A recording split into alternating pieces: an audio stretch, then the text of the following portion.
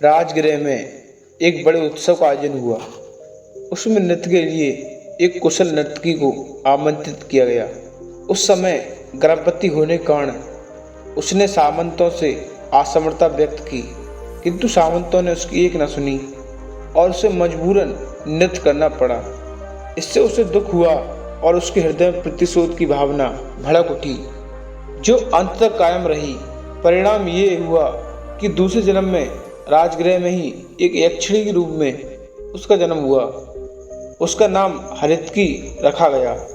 जब वह बड़ी हुई तो पूर्व जन्म का प्रतिशोध पाप की प्रेरणा बनकर फूटा और वह बच्चे चुराकर उन्हें मारने और उनका भक्षण करने लगी। ये बात छिपी न रह सकी और राजा ने सैनिकों को उसे पकड़ लाने को कहा और फिर वह बंदी बना ली गई। गौतम बुद्ध को जब इस बात के बारे में पता चला तो उनके मस्तिष्क में हलचल मची कि एक कला निपुण स्त्री में पाप कर्म प्रवेश कैसे किया।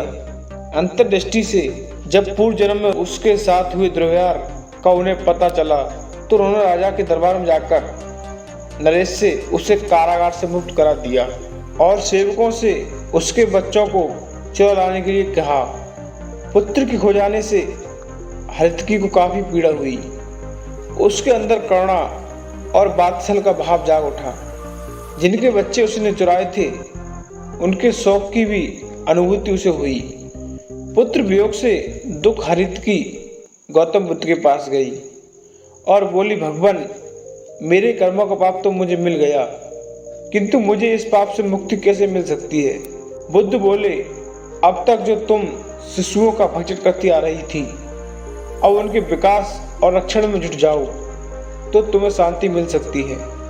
तुम्हें समाज के साथ किए गए दुर्व्यवहार को सेवा रूपी साबुन से धोकर साफ करना होगा। गौतम बुद्ध के उपदेश से उसकी आंखें खुल गईं और उसने अपना जीवन बच्चों की सेवा में लगा दिया।